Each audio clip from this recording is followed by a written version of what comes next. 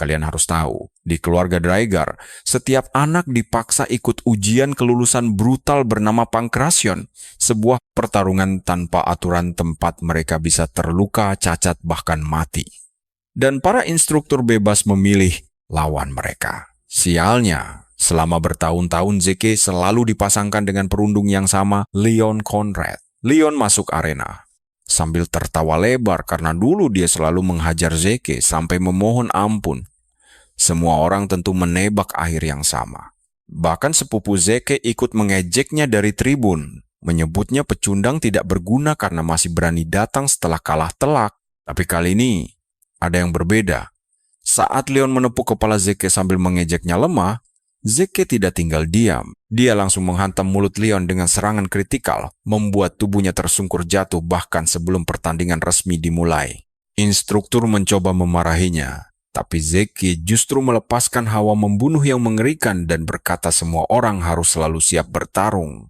Kata-kata itu langsung membuat sang instruktur merinding ketakutan. Leon pun bangkit, mencoba menahan rasa malunya yang hancur. Begitu pertarungan dimulai, Leon langsung melesat maju mencoba memperpendek jarak dengan cepat. Saat Zeke bersiap menyerang balik, Leon menghindar menangkap kaki Zeke dan mencoba melakukan bantingan ala MMA. Tapi, itu adalah kesalahan terbesarnya karena kepalanya langsung pusing. Dan dia tidak tahu apa yang baru saja terjadi. Instruktur yang menonton pun sampai melotot tidak percaya melihat Zeke melepaskan diri dari kuncian Leon dengan serangan lutut super cepat. Dia mulai ragu, apakah ini bocah lemah yang dulu? Leon masih syok dan linglung, tapi Zeke sama sekali tidak memberinya celah dan langsung melancarkan tendangan Muay Thai. Leon mencoba bertahan dan membalas, tapi Zeke bisa membaca gerakannya dengan sangat jelas, mencengkeram lengannya, lalu membantingnya dengan keras. Begitu debu menipis, Zeke sudah menindihnya seperti monster tanpa ampun dan langsung menyelesaikan pertarungan ini. Nah, kalian pasti bingung bagaimana dia bisa sekuat ini.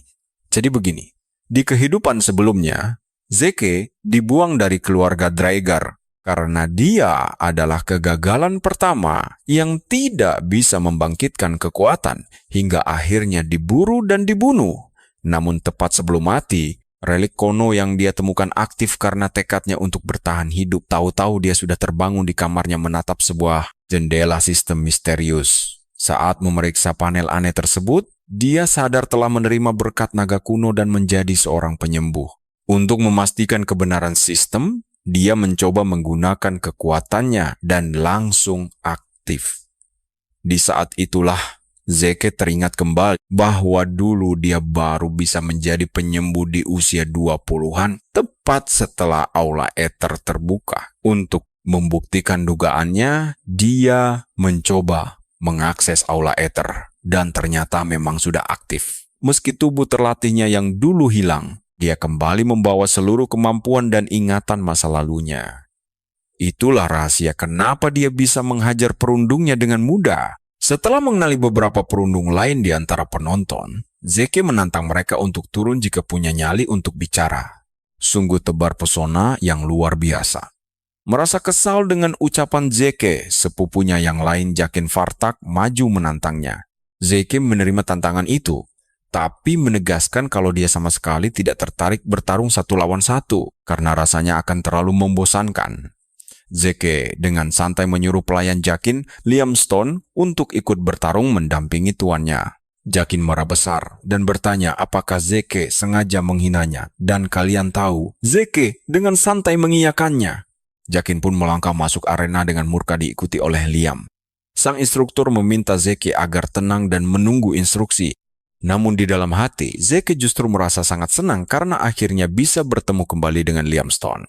Rupanya, di masa lalu, Liam dikenal luas sebagai raja tentara bayaran. Dia tidak pernah mendapat fasilitas layaknya bangsawan lain karena hanya kerabat jauh Jaqen. Liam sempat memohon agar bisa masuk Akademi Tinggi Valhalla, tapi sayangnya ditolak mentah-mentah. Akhirnya, dia bergabung dengan Ordo Ksatria Kerajaan Kecil Baranyon. Namun setelah Baranyon runtuh, dia terpaksa hidup sebagai tentara bayaran. Setelah sekian lama bertarung, dia berhasil menjadi Ksatria Merah dan mendirikan kelompok tentara bayarannya sendiri bernama Stone.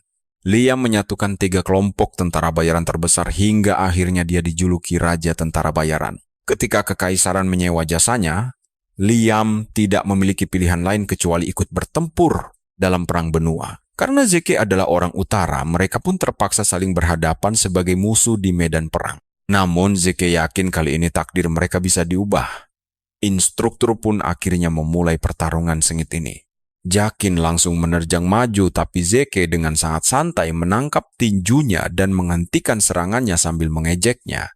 Zeke mengingatkan agar mereka menyerang bersamaan saja. Merasa diremehkan, Jakin kembali melancarkan tendangan keras ke arah Zeke, tapi Zeke dengan mudah menahannya. Ternyata Zeke sengaja menangkis tendangan itu menggunakan sikut tajamnya sendiri, membuat kaki Jigen kesakitan setengah mati. Di saat Jigen masih sibuk menahan rasa sakitnya, Zeke langsung bergerak maju mengejarnya. Jigen bersiap menangkis pukulan yang datang. Namun ternyata serangan tersebut hanyalah sebuah tipuan belaka. Saat fokusnya teralih, Zeke menendang kakinya hingga goyah. Dan kalian pasti tidak sabar melihat kelanjutannya nanti. Ikut bersamaku kita lihat Zeke menghantam dada Jigen hingga batuk darah bagai iblis yang berbisik kepada Jigen bahwa dia sendiri tidaklah cukup. Jadi dia menyuruhnya menyerang bersama pelayannya. Jigen pun langsung jatuh tersungkur ke tanah menahan kesakitan sambil berteriak menyuruh Liam membunuh Zeke.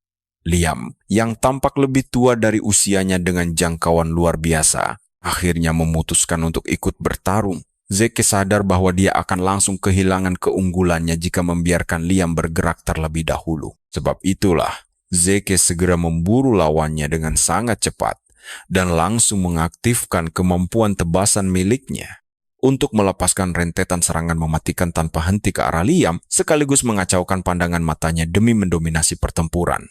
Para murid terkejut luar biasa karena belum pernah menyaksikan teknik sehebat itu. Di sisi lain, Zeke menyadari hal ini akan membuat instruktur curiga karena dia memakai teknik tinju utara di wilayah tengah yang didominasi ilmu pedang. Namun, efek samping dari teknik tersebut mulai terasa, membuktikan betapa lemahnya tubuh masa mudanya sekarang. Pada saat yang sama, dia juga merasa khawatir menghadapi sosok pria raksasa yang sedang berdiri kokoh tepat di hadapannya. Liam sama sekali tidak bergeming meski menerima semua pukulan bertubi-tubi yang dilepaskan oleh Zeke. Dia hanya berdiri diam menerima segalanya layaknya anak penurut. Karena Liam terus bertahan, Zeke sadar dia harus bertindak cepat sebelum tubuhnya mencapai batas maksimal. Zeke pun mulai mempersiapkan satu pukulan super kuat dan langsung melayangkannya. Nah, perhatikan bagian ini saat pukulan maut Zeke hampir saja mendarat, Liam tiba-tiba menghindar dengan sangat gila. Zeke benar-benar dibuat tercengang. Dia terkejut karena Liam seharusnya tidak bisa melihat situasi dengan matanya, yang berarti Liam memiliki indera yang sangat luar biasa. Sebelum Zeke sempat menyadarinya, Liam sudah mencengkeram tubuhnya erat, tapi Zeke menolak untuk pasrah begitu saja. Dia meloloskan diri lalu mengaktifkan kemampuan indera tajam untuk melilit leher Liam layaknya seekor ular yang mematikan. Zeke terus mempertahankan kuncian leher tersebut demi menghentikan pasokan oksigen menuju otak raksasa itu. Dia sangat yakin sekuat apapun Liam, raksasa itu pasti akan segera pingsan akibat kuncian mematikan ini. Namun Liam secara mengejutkan balik menekan hingga membuat Zeke memuntahkan darah segar. Zeke tak menyangka lawannya segila ini. Meski begitu, dia malah merasa sangat bersemangat untuk melihat siapa yang akhirnya akan keluar sebagai sang pemenang sejati. Pertarungan ketahanan yang sengit pun terjadi, membuat para murid panik saat menanti siapa yang akan menyerah terlebih dahulu. Pada akhirnya, Liam pingsan akibat kuncian brutal Zeke, yang secara otomatis menjadikan Zeke pemenang laga ini. Sementara itu, seorang gadis misterius yang menonton tampak kegirangan karena dia yakin duel mereka nanti akan sangat spektakuler. Beberapa saat kemudian, Decker datang mengunjungi kamar Zeke untuk memeriksa kondisinya saat ini. Zeke meyakinkan bahwa dirinya baik-baik saja, lalu Decker meminta izin untuk memeriksa denyut nadi sang pemuda. Kalian juga pasti tahu motifnya Decker cuma ingin memeriksa apakah Zeke sudah membangkitkan auranya. Zeke pun sempat ragu sebelum menyodorkan lengannya untuk diperiksa. Zeke terkejut saat Decker mulai memfokuskan kekuatannya dengan sangat teliti dan mendalam. Hal ini membuktikan bahwa Decker minimal adalah seorang satria biru. Menyalurkan aura ke tubuh orang lain itu sangatlah sulit, namun Decker melakukannya dengan mudah. Berbicara tentang ksatria, mereka dikelompokkan berdasarkan kehebatan bela diri dan manipulasi aura masing-masing. Pendekar pedang putih berada di tingkat pemula, sedangkan julukan pendekar pedang kuning diberikan kepada mereka yang telah berhasil membangkitkan aura serta membuka dantians mereka. Semua murid pelatihan biasanya otomatis naik ke tingkat kuning setelah menerima pemberkatan. Bagi mereka yang mampu mengendalikan energi aura secara bebas, maka berhak menyandang gelar kehormatan sebagai seorang ksatria. Untuk tingkat ksatria ungu, mereka mampu memperkuat senjata pedang mereka dengan menggunakan energi aura, sementara ksatria biru adalah sebutan bagi mereka yang bisa memanifestasikan bilah pedang aura murni. Namun di atas semua itu, ada tingkatan legendaris yang telah melampaui batas kemampuan manusia biasa. Dan tingkat inilah yang telah dicapai Zeke dan Liam di kehidupan masa lalu mereka. Tingkat legendaris ini biasa disebut sebagai ksatria merah dan di atasnya masih ada lagi tingkatan tertinggi yaitu ksatria hitam. Meski jumlah mereka sangat sedikit di benua ini, Zeke heran mengapa sosok sehebat ksatria biru seperti Decker bisa berakhir menjadi pelayan pribadinya. Namun, Zeke tetap merasa yakin bahwa Decker takkan bisa mendeteksi energi ethernya. Sebab, hanya ada 2 orang saja di seluruh dunia ini yang memang sanggup menggunakan energi legendaris tersebut. Usai menyelesaikan pemeriksaannya dengan nada bicara serius, Decker langsung bertanya apakah Zeke sedang menyembunyikan sesuatu darinya. Zeke bersikap defensif dan balik bertanya sebelum melangkah pergi, lalu bergurau bahwa dia hanya sedang bercanda saja. Decker lantas bertanya mengapa Zeke tiba-tiba banyak berubah, namun sang pemuda membalas dengan senyuman misterius bahwa pertanyaan aslinya adalah kenapa baru sekarang dia berubah. Percayalah, perjalanan kita baru saja dimulai di sini. Kalian dan aku bakal menyaksikan perubahan besar saat Zeke mulai mengendalikan situasi dan dia ingin Decker serta yang lain mengikutinya. Hal ini membuat Decker tersentak dan langsung meyakinkan Zeke kalau dia benar-benar paham dengan situasi sulit ini. Decker lalu memberitahu Zeke bahwa ruang latihan yang diminta sudah siap dan Zeke memujinya karena selalu bekerja keras. Namun di balik itu, Zeke sadar kalau sebenarnya ada seseorang yang menugaskan Decker untuk memata-matai dirinya selama ini. Makanya dia sengaja menjaga Decker tetap dekat agar bisa mengorek informasi penting. Tapi sebuah pertanyaan besar masih mengganjal di kepalanya. Siapa sebenarnya dalang di balik semua ini? Zeke sangat yakin kalau orang tersebut bukanlah dari pihak keluarga ibunya. Dia menduga kuat dalangnya adalah salah satu saudaranya sendiri. Setelah itu Zeke langsung menuju ke ruang latihan pribadinya. Ruangan yang disiapkan Decker ternyata luar biasa mewah, membuat Zeke sangat terkesan dengan standar tinggi fasilitas di sana. Sebelum mulai berlatih, dia memutuskan untuk memeriksa sistem terlebih dahulu. Begitu jendela status terbuka, dia menemukan kejutan. Zeke menyadari skill tebasannya kini menjadi jauh lebih kuat dari sebelumnya. Dia menyimpulkan skill ini meningkat seiring penggunaan. Karena kemampuan ini aktif berdasarkan tindakannya sendiri, Zeke berasumsi kalau dia memang sudah memiliki kekuatan ini sejak lama. Dia jadi penasaran, apakah deretan skill miliknya akan bertambah jika dia berhasil mempelajari satu kemampuan baru lagi. Nah, perhatikan bagian ini teman-teman. Zeke tiba-tiba sadar belum memahami perbedaan antara skill biasa dan skill kelas. Keduanya aktif dengan cara yang mirip. Saat lanjut memeriksa, dia melihat kalau skill drakonian miliknya masih terkunci. Kemampuan itu butuh poin karma untuk terbuka, yang berarti dia harus berburu monster. Bagi Zeke, ini bukanlah masalah besar. Dungeon jelas penuh dengan monster, namun masalahnya dia harus mencapai level Ksatria Ungu dulu untuk bisa masuk ke sana. Di sisi lain, ada hal yang jauh lebih mengganggu pikiran Zeke saat ini. Dia bingung kenapa dia bisa mengalami regresi dan apa sebenarnya sistem misterius ini karena informasi yang sangat minim. Namun, dia siap memanfaatkan sistem itu sepenuhnya demi menjadi lebih kuat. Bagaimanapun juga, satu hal sudah sangat pasti. Dunia ini hanya mengenal 2 kekuatan besar, yaitu aura milik para satria dan mana yang dikendalikan oleh penyihir. Satria memperkuat aura mereka di dalam dungeon, sementara penyihir mengasah mana mereka melalui lingkaran sihir khusus. Kedua kekuatan ini saling bertolak belakang. Jadi, jika seseorang membangkitkan salah satunya, yang lain tidak akan bisa bangun, Sayangnya, Zeke tidak cukup beruntung karena dia sama sekali tidak bisa membangkitkan kedua kekuatan legendaris tersebut. Akibat kegagalan itu, keluarganya membuangnya begitu saja hingga akhirnya dia bertemu Sang Master saat menjalani hidup luntang-lantung. Sang Master mengajarinya banyak hal, namun pelajaran paling berharga adalah kemampuan penyembuhan dan cara mengendalikan Ether Hall. Pada akhirnya, hanya Zeke dan masternya yang bisa menggunakan kekuatan Ether di dunia ini. Setelah 2 jam penuh berlatih keras, kalian pasti tahu rasanya lelah kan? Zeke pun kehabisan napas dan terpaksa mengaktifkan skill pemulihan vitalitasnya. Pemulihan ini adalah kemampuan yang sangat langka. Bahkan, Zeke sendiri baru mengetahuinya setelah bertemu dengan Sang Master. Tetapi jika dia berani menggunakannya di depan umum, orang-orang pasti akan menganggap dirinya sebagai sosok yang aneh. Inilah alasan utama kenapa dia ragu menggunakannya saat melawan Liam, hingga terpaksa buru-buru kembali ke kamarnya. Setelah berhasil memulihkan luka-lukanya, Zeke pun kembali fokus berlatih dan baru berhenti saat waktu makan malam tiba. 1 minggu berlalu sejak kejadian itu.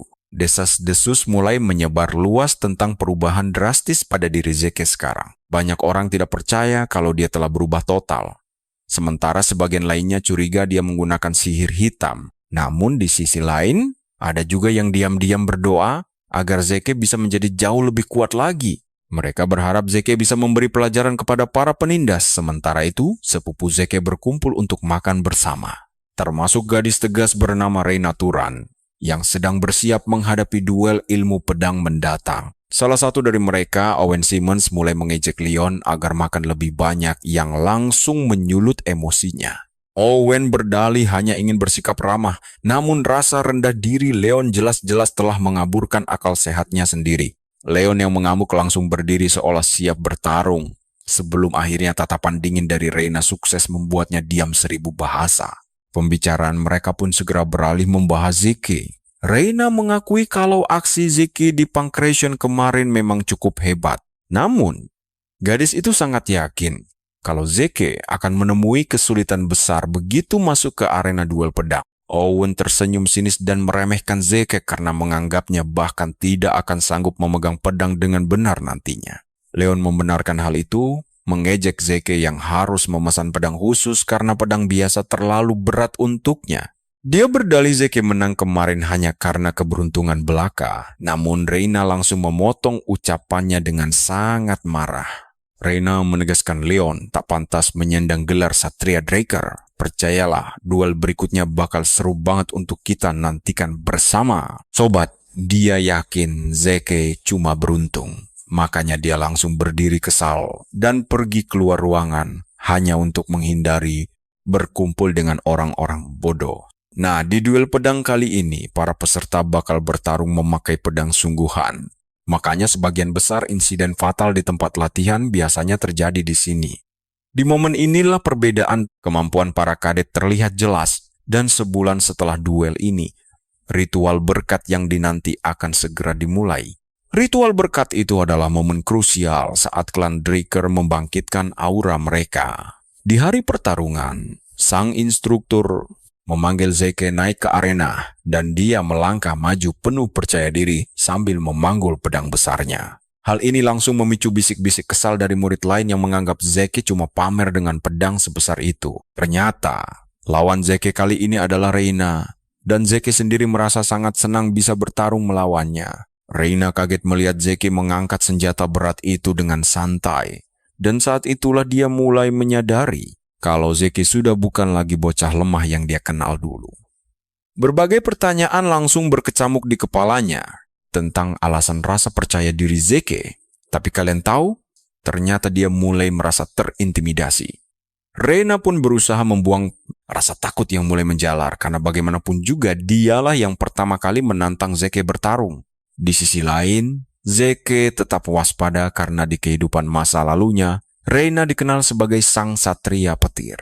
Dia adalah salah satu ksatria hebat yang berhasil mengukir nama besarnya dalam perang benua, serta diprediksi bakal menjadi salah satu yang terkuat dari generasi baru klan Draker.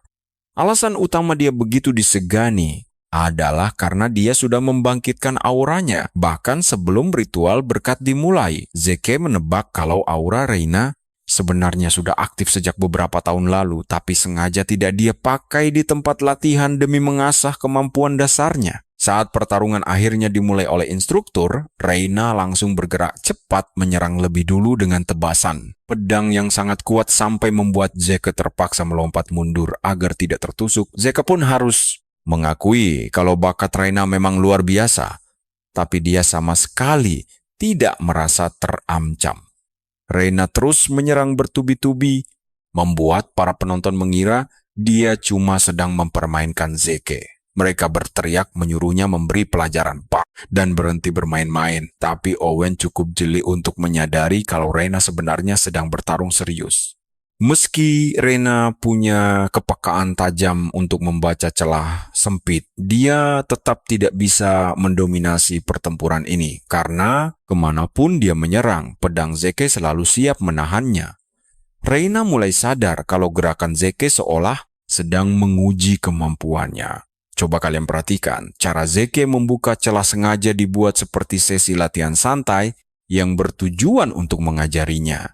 Reina terus bergerak lincah mengitari arena demi bisa menyentuh Zeke. Tapi itu mulai menguras tenaganya sampai dia berkeringat dingin. Zeke akhirnya bisa melihat gaya bertarung Reina yang sebenarnya saat masih di tempat latihan ini. Dan dia sama sekali tidak merasa kagum dengan semua itu. Zeke berharap lebih pada orang yang sangat terobsesi dengan teknik dasar, tapi justru teknik dasar inilah yang sekarang menahan potensi aslinya. Jadi Zeke pun memutuskan untuk membantunya keluar dari batasan diri tersebut. Zeke langsung mengambil posisi bertarung yang sangat rendah, membuat Reina sadar kalau lawannya ingin memangkas jarak di antara mereka hanya dengan satu lompatan cepat. Reina sangat yakin bisa menahan serangan itu karena dia juga punya kecepatan luar biasa. Tapi saat dia masih merasa sangat percaya diri, Zeke mendadak sudah ada di depannya, memicu rasa takut yang luar biasa. Dia harus meliukan tubuhnya dengan sangat fleksibel demi menghindari tebasan itu, lalu melompat mundur sambil berpikir bahwa dia masih sanggup membaca serangan Zeke selama ada sedikit jarak pertahanan di antara mereka.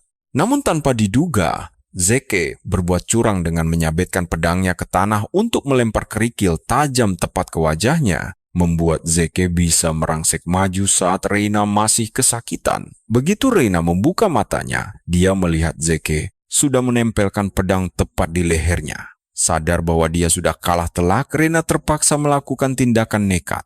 Dalam sekejap mata, dia berhasil menangkis pedang Zeke, membuat para murid lain bersorak mengira Reina telah menang. Tapi sang instruktur justru terpaku heran karena tidak ada satupun kadet yang menyadari apa yang baru saja terjadi. Saat serangan Zeke mendekat, Reina terpaksa melepas sedikit auranya yang hampir tak terlihat. Padahal, Reina sendiri yang berjanji tidak akan memakai kekuatan itu sebelum dia masuk ke akademi, tapi Zeke berhasil memaksanya melanggar janji tersebut. Reina sangat sadar akan tindakannya itu, dan saat dia masih termenung menyesal, Zeke langsung menerjang maju dan menghantam lehernya hingga dia batuk darah. Dia berlutut memegangi lehernya, memicu kemarahan murid lain atas tindakan Zeke. Nah, mari kita tunggu kelanjutan duel gila ini. Tinju maut padahal ini duel pedang. Teman-teman, para murid langsung heboh mencaci Zeke habis-habisan. Mereka mengoceh kalau Zeke tidak pantas menjadi kesatria karena sudah berani membuang pedangnya sendiri. Zeke sama sekali tidak peduli dengan teriakan mereka, karena hasil akhirlah yang paling penting. Reina akhirnya berhasil bangkit kembali, dan Zeke langsung bertanya apakah dia mau lanjut bertarung. Saat itu Reina mulai menganalisis keadaan dan mencoba meyakinkan diri bahwa Zeke bisa menyerangnya hanya karena dia sedang lengah. Tapi kemudian dia langsung sadar bahwa itu hanyalah alasan bodoh. Jika saja saat itu Zeke memegang belati tajam dan menusuknya dengan belati itu, dia pasti sudah tewas seketika. Karena hal inilah, Reina terpaksa harus mengakui kalau dia telah kalah dalam duel. Mendengar pengakuan ini, para murid langsung syok dan sangat kecewa.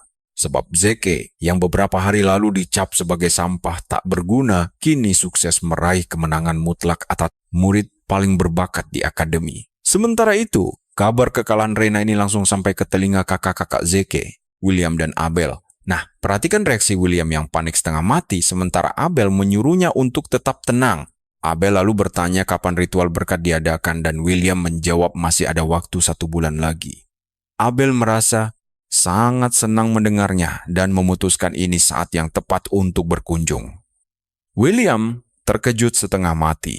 Sementara Abel menjelaskan bahwa Zeke sukses menarik perhatiannya dan dia penasaran kekuatan apa yang akan dibangkitkan Zeke kelak. Di sisi lain, Zeke langsung kembali ke ruang latihan setelah mengalahkan Reyna, meninggalkan sesi akademi dalam kebingungan. Tak terasa, 1 bulan pun berlalu dengan cepat. Hari ritual berkat akhirnya tiba dan Zeke masih saja giat berlatih hari itu. Sambil bercucuran keringat, dia heran bagaimana dia bisa mencapai tingkat kesatria merah di kehidupan masa lalunya dengan tubuh selemah ini. Zeke lalu membuka jendela statusnya dan menyadari bahwa pemahaman keterampilannya telah meningkat pesat. Beberapa kemampuannya naik dari peringkat E ke peringkat D, dan ini akan terus bertambah seiring latihan yang dia lakukan. Zeke senang karena berhasil meningkatkan penguasaan keterampilan baru yang didapatnya saat duel, yaitu langkah cepat. Tapi, tunggu dulu. Tiba-tiba, dia mendeteksi ada kehadiran orang lain di dekatnya. Zeke pun menyadari sosok itu adalah Decker. Dia langsung bertanya apa maunya dan Decker pun memberitahu bahwa mereka harus berangkat 2 jam lagi. Zeke mengangguk dan menyuruh Decker menyiapkan segalanya karena dia akan segera menyusul. Tak lama kemudian, Zeke tiba di kediaman utama Drakor menggunakan kereta kuda. Kediaman megah ini berada di wilayah Adipati Troy. Meski rumah utama keluarga mereka sebenarnya terletak di pusat benua. Meski begitu, ritual berkat selalu digelar di sini, tempat legenda sang pembantai naga pertama kali dimulai. Zeke datang bersama para murid lain yang baru lulus dari akademi, membuat kediaman itu sangat ramai dikunjungi. Selain para murid, banyak penonton yang memenuhi lorong kastel. Untuk pertama kalinya, Zeke akhirnya menyadari bahwa para penonton adalah bangsawan terpandang, dan dia yakin keluarganya telah mengirim mata-mata untuk mengawasinya. Zeke yakin siapapun mata-matanya, mereka akan segera menyerah begitu melihat dirinya gagal dalam upacara pembangkitan. Namun tiba-tiba, dia melihat Abel di antara para penonton, dan itu langsung membuat emosi Zeke terpancing. Zeke dan Abel saling melempar pandangan tajam yang penuh permusuhan, namun Zeke berusaha keras menenangkan dirinya, karena dia tahu belum ada peluang untuk menang. Di kehidupan masa lalu, Abel tidak pernah datang ke ritual berkat ini, dan Zeke cemas tindakannya telah mengubah masa depan. Karena keadaan sudah begini, Zeke memutuskan untuk memanfaatkan kesempatan ini sebaik mungkin. Setelah semua persiapan selesai, ritual pemberkatan resmi dinyatakan dimulai. Salah satu murid bernama Aaron mendapat giliran pertama untuk maju ke depan. Dia melangkah maju, mencelupkan tangannya ke air, lalu menusuk telapak tangannya dengan jarum di dasar wadah. Hal itu langsung memicu reaksi luar biasa, hingga memancarkan cahaya biru terang. Ritual ini pada dasarnya ditujukan untuk keturunan darah murni, agar bisa membangkitkan aura mereka yang tersegel saat lulus dari akademi. Ini cara instan, beda dari ksatria biasa yang baru bangkit setelah usia 20 tahun. Tapi, ada kasus langka di mana seseorang membangkitkan bakat pembantai naga berupa hambatan mana cahayanya kelak akan berubah merah, yang menandakan bahwa minimal mereka akan setara dengan tingkat ksatria kuning. Namun, ada juga beberapa orang luar biasa yang bisa menandingi ksatria merah dan hitam berkat kebangkitan darah murni. Di antara kasus langka itu adalah Reyna, yang kebangkitannya memicu cahaya merah terang hingga instruktur langsung memerintahkan pengawas untuk mengambil sarung tangan khusus. Dan percayalah, kalian tidak akan mau melewatkan apa yang terjadi setelah ini. Mari ikuti kisah seru ini. Pengekangan mana sangat penting, dan gelar Drakor hanya diberikan untuk keturunan berdarah murni. Keturunan yang terbukti murni akan disokong penuh oleh keluarga. Mereka juga bakal dimanjakan dengan berbagai fasilitas mewah. Dukungan besar dan keuntungan melimpah sudah menanti. Setelah prosesi, semua orang selesai. Giliran Zeke pun akhirnya tiba. Kini Zeke harus maju menjalani ritual pemberkatan itu. Semua orang penasaran kebangkitan seperti apa yang akan dia dapatkan. Zeke berjalan mantap menuju patung pemujaan di depan. Dulu, ritual ini hanya menyisakan rasa malu yang luar biasa baginya. Tapi kali ini, dia yakin semuanya akan jauh berbeda. Sekarang, dia punya modal yang kuat. Dia sudah bisa menyembuhkan luka dan bahkan mengendalikan ether. Berbekal semua penderitaan masa lalu, Zeke memasrahkan nasibnya pada patung itu. Berharap ada hasil nyata yang didapat. Zeke pun mencelupkan tangannya ke dalam air suci dengan wajah penuh antusias. Wajahnya gembira, tapi patung itu mendadak berhenti. Perhatikan baik-baik, ini kejadian aneh yang belum pernah terjadi sebelumnya. Semua orang bingung dengan apa yang terjadi, terutama Abel yang terus mengawasinya. Perlahan Zeke menarik tangannya dari air. Wajahnya kecewa berat karena tidak ada perubahan sama sekali. Zeke kesal karena sempat merasa sangat percaya diri di depan Abel. Orang-orang mulai berbisik mencibir Zeke sebagai sampah karena ritualnya gagal total, meskipun dia adalah anak kandung kepala keluarga. Beberapa dari mereka bahkan langsung menuduh bahwa dia hanya bisa mengalahkan Reina kemarin karena menggunakan trik kotor saja. Zeke tentu saja kecewa, tapi dia segera menghibur dirinya sendiri. Masih banyak jalan lain baginya untuk menjadi lebih kuat, tanpa perlu bergantung pada kebangkitan ritual ini. Tepat saat dia hendak turun panggung, sebuah pesan mendadak muncul di layar statusnya. Sistem meminta maaf karena adanya kesalahan teknis selama proses berlangsung, yang membuat pengiriman pesan menjadi terlambat. Zeke hanya berdiri kebingungan. Sistem kemudian memberitahu bahwa mereka telah menemukan potongan informasi yang hilang. Data kelas baru telah dimasukkan menggunakan otoritas penuh dari sistem. Setelah semua data terungkap, kejutan besar menantinya. Bakat Zeke kini diidentifikasi sebagai seorang penyembuh. Detik berikutnya, sistem memberitahu bahwa dia membuka sebuah kelas langka. Zeke tertegun tidak percaya. Tiba-tiba saja, lampu di seluruh ruangan menyala merah terang, menandakan kebangkitan berdarah murni sedang terjadi. Cahaya merah menyala tanda kebangkitan darah murni. Kalian pasti terkejut melihat Zeke langsung berada di puncak tertinggi, kan? Sistem terus mengirimkan rentetan informasi baru kepada Zeke, memberitahu bahwa terminal sistem telah berhasil tersambung sepenuhnya.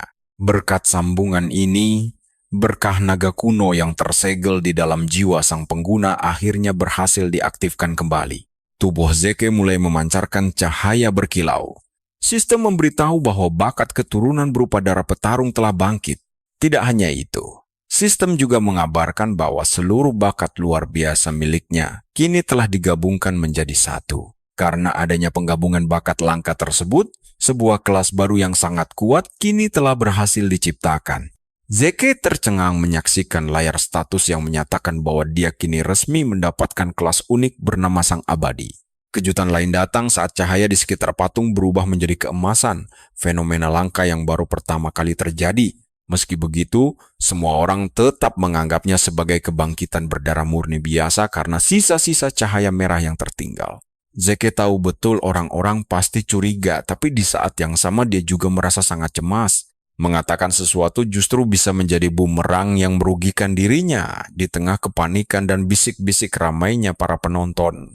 Abel maju menengahi dan bertanya mengapa mereka tegang, padahal ini adalah momen bahagia yang seharusnya dirayakan bersama. Keluarga mereka baru saja diberkahi 2 kebangkitan darah murni sekaligus. Mendengar ucapan itu, kerumunan langsung mengangguk setuju.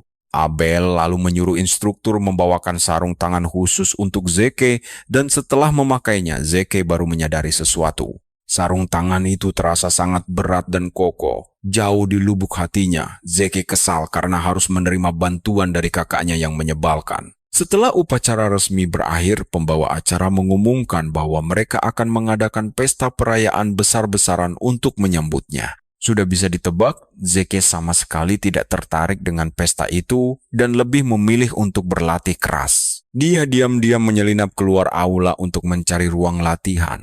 Namun tiba-tiba sosok sang kakak muncul tepat di belakangnya. Abel memanggil namanya, membuat Zeke tersentak karena tidak menyangka kakaknya bisa mengejarnya secepat ini tanpa disadari. Abel bertanya mengapa dia malah keluyuran di saat semua orang merayakannya, sambil mengulurkan tangan untuk bersalaman hangat. Zeke sempat bimbang harus membalas jabat tangan itu atau tidak jika dia menolaknya sekarang secara terang-terangan. Semua orang akan langsung tahu seberapa benci dirinya pada Abel. Jadi, Zeke memutuskan untuk berpura-pura ramah saja. Namun saat tangannya hampir bersentuhan, memori menyebalkan terlintas di kepalanya. Dan dia pun langsung menarik tangannya kembali. Abel terkejut melihat penolakan itu.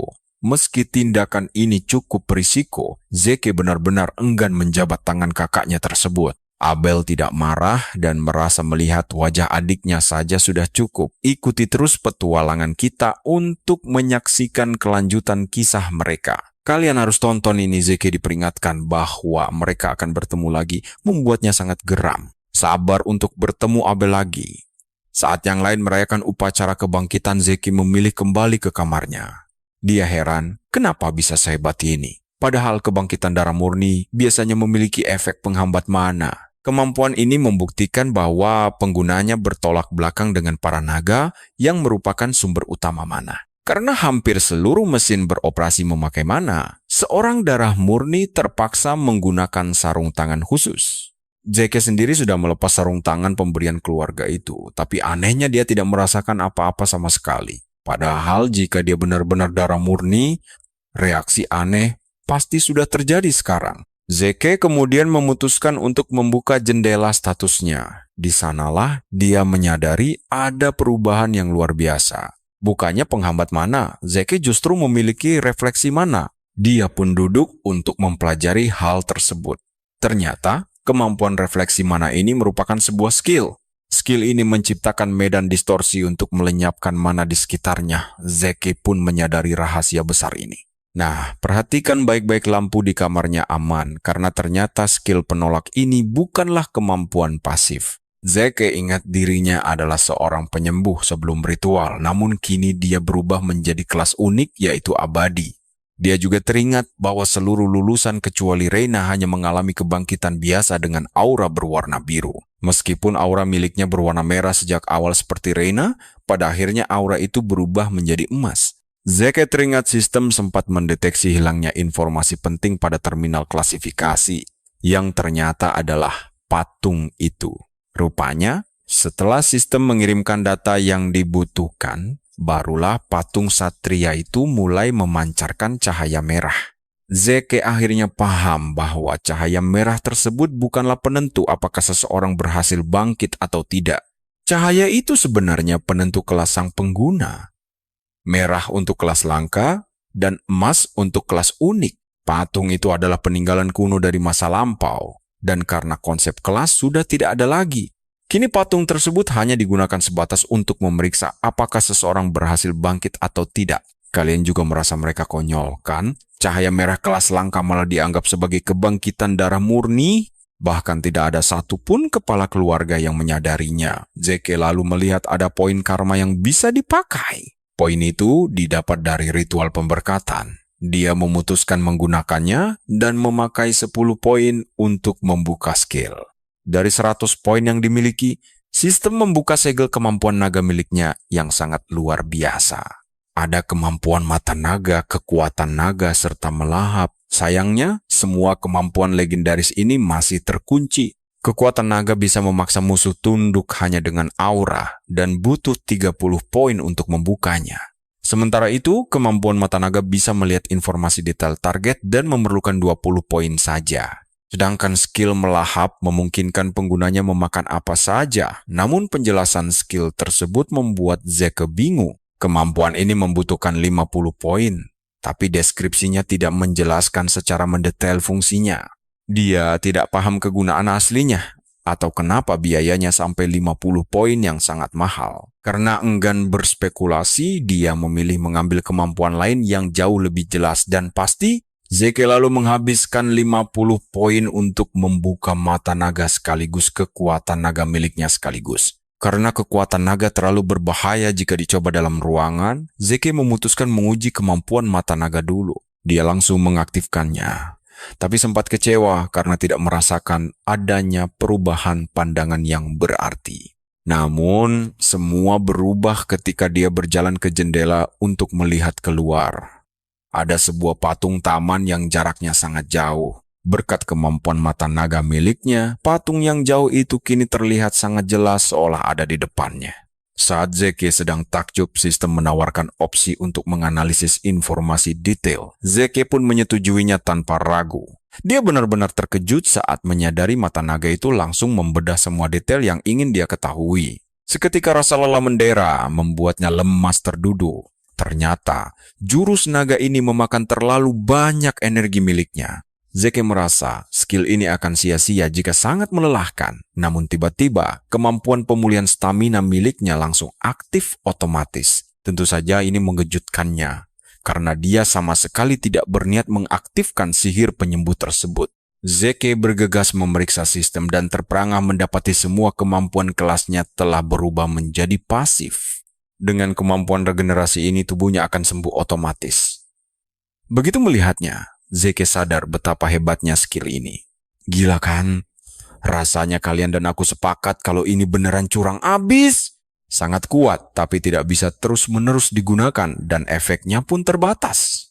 Namun, pemulihan Zeke benar-benar berbeda karena tak terbatas. Kalian dan saya pasti ikut penasaran melihat Zeke mengujinya langsung.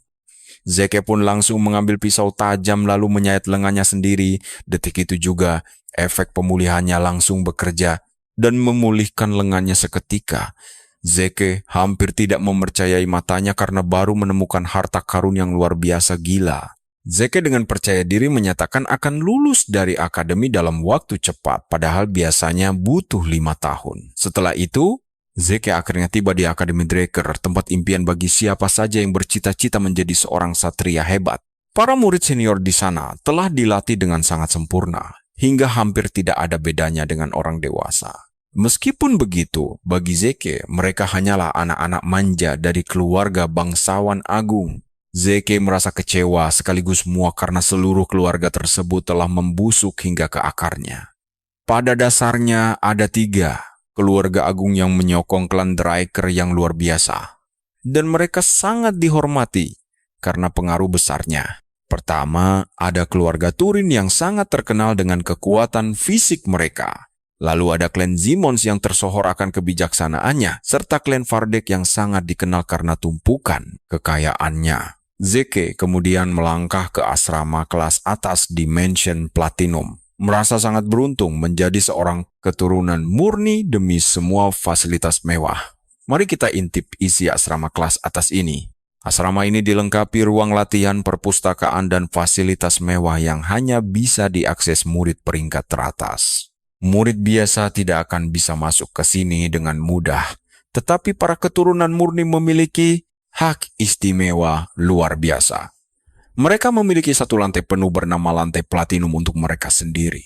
Dan saat ini, hanya Zeke dan Reina keturunan murni di sana. Saat melangkah masuk, Zeke langsung disambut hangat oleh seorang pelayan yang mengatakan bahwa dia akan mengantarnya langsung menuju lantai yang telah ditentukan. Zeke terkejut melihat barisan murid yang menyambutnya secara formal dan dia merasa sambutan ini terlalu berlebihan. Pelayan itu memberitahu bahwa Decker sudah menunggunya di kamar. Saat masuk, Zeke langsung bertanya ada keperluan apa. Decker menjawab bahwa dia membawakan kiriman khusus. Dia menyerahkan sepasang sarung tangan yang dibuat secara khusus dengan ukiran lambang dragon di atasnya. Zeke merasa senang mendapatkan sarung tangan baru yang sangat keren ini, dan dia berpikir sebuah pedang baru juga akan sangat berguna karena wilayah Troy terletak dekat pegunungan. Tempat itu sangat kaya akan besi berkualitas tinggi serta para pengrajin senjata yang hebat. Decker menawarkan diri untuk mencarikan pandai besi terbaik, namun Zeke menolak tawaran itu karena dia sudah punya pilihan sendiri. Nah, perhatikan baik-baik karena Zeke berniat menemui pandai besi misterius itu secara langsung.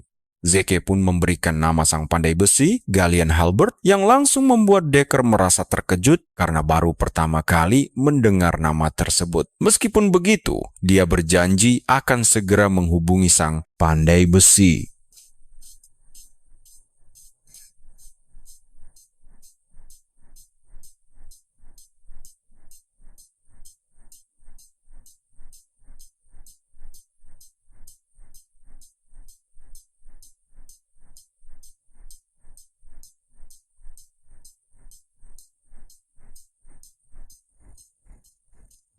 mempelajari dokumen penting sebelum itu. Setelah Decker pergi, Zack pun duduk santai untuk menilai situasinya saat ini, dan dia menyadari akan memiliki kebebasan penuh untuk melakukan apa saja karena dia berada di lantai platinum yang eksklusif.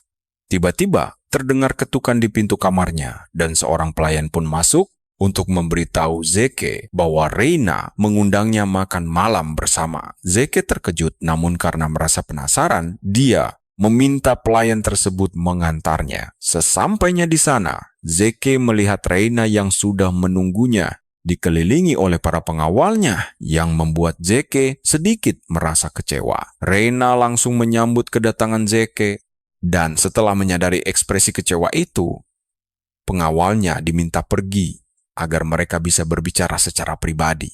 Reina menyarankan agar mereka menikmati hidangan terlebih dahulu. Sambil bersiap makan, Zeke justru sangat fokus melihat cara Reina mengendalikan aliran aura dari perut bagian bawahnya.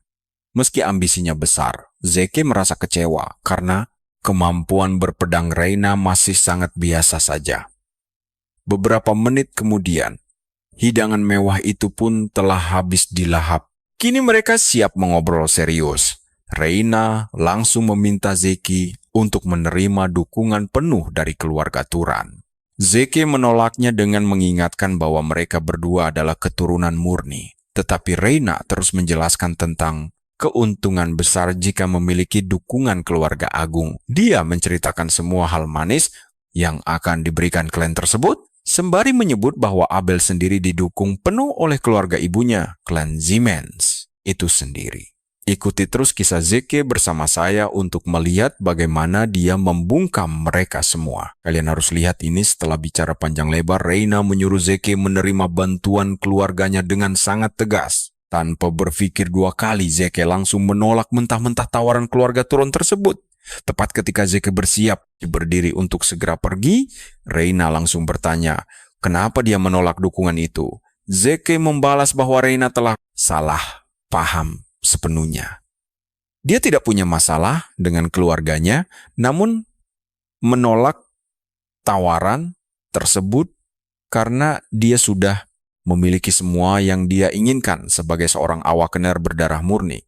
Sambil melangkah pergi, Zeke berniat memberikan satu nasihat gratis sebagai tanda terima kasih atas traktirannya. Zeke memberitahu Reina bahwa pedangnya terlalu banyak menggunakan kekuatan kasar dan dia sangat yakin gadis itu terlalu memikirkan pria di sekitarnya.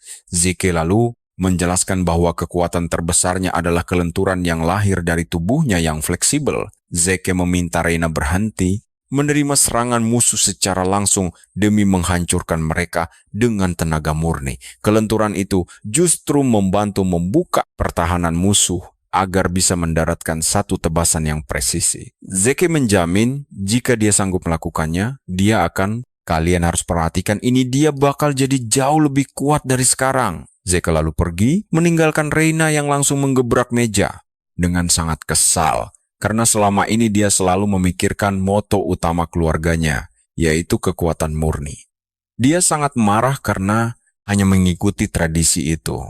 Tapi tiba-tiba dia tersadar kalau ucapan Zeke mungkin ada benarnya, karena selama ini dia sangat terobsesi untuk menjadi sosok yang layak menyandang nama besar Turon.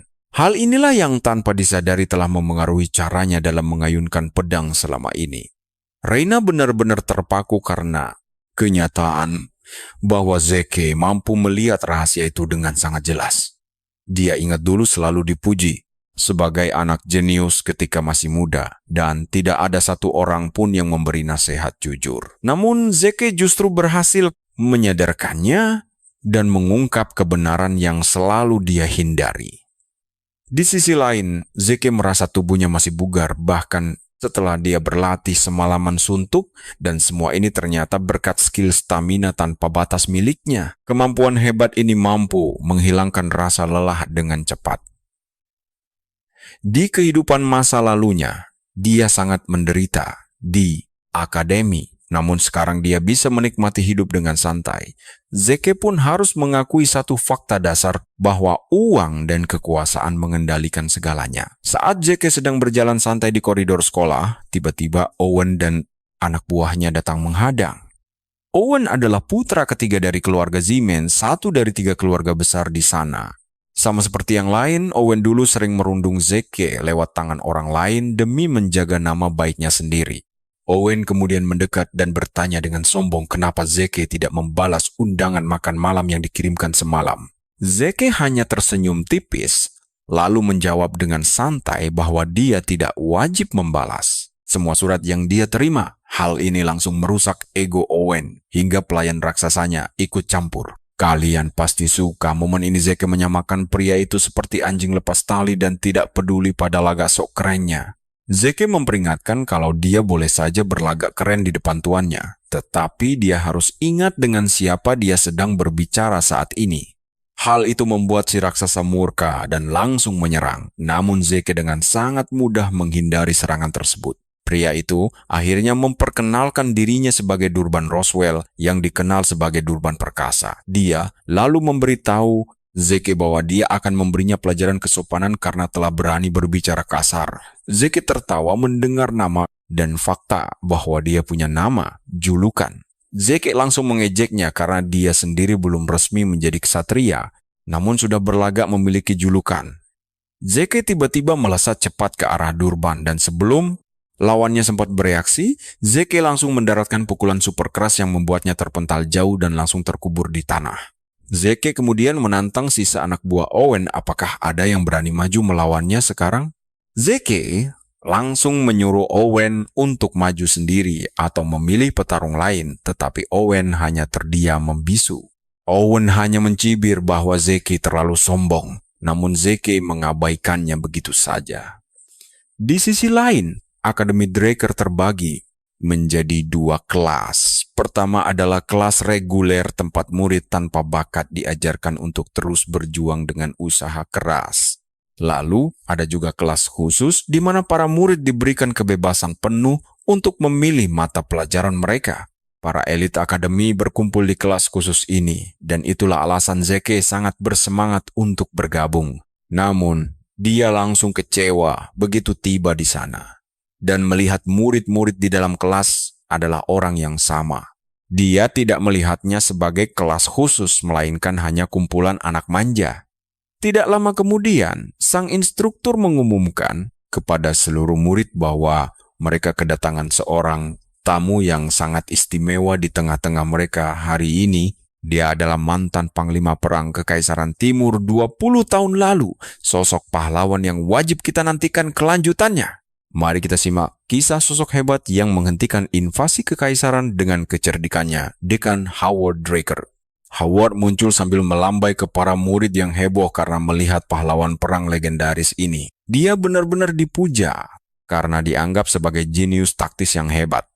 Tapi, Zeke tahu betul kebenaran busuk di balik semua kepalsuan itu. Ternyata dia membocorkan informasi ke musuh hanya demi bertahan hidup. Tapi tindakan pengecut itu malah membuat musuh kacau. Bagi Zeke, dia cuma pengkhianat beruntung. Ditambah lagi, dialah dalang yang menendang Zeke keluar dari akademi di masa lalu. Akibat kelicikannya, Zeke kehilangan satu-satunya tempat bernaung yang tersisa, dan akhirnya dia terpaksa hidup menggelandang di wilayah Kadipaten Troy. Hingga akhirnya, dia ditangkap oleh sindikat perdagangan budak, lalu dijual paksa ke wilayah Kartel Selatan yang kejam. Mengingat semua penderitaan itu, Zeke bersumpah akan membalas Howard. Setelah pidato selesai, instruktur menyuruh mereka segera bergerak. Mereka diminta mengambil pedang masing-masing dan langsung menuju ke arena untuk memulai kelas dasar hari ini. Setibanya di arena dalam ruangan, Zeke merasa sangat kecewa karena kelas khusus pun harus mempelajari teknik dasar pembasmi naga. Dulu Zeke butuh waktu 2 tahun untuk memahami materi yang biasanya diselesaikan orang lain dalam waktu 2 bulan saja.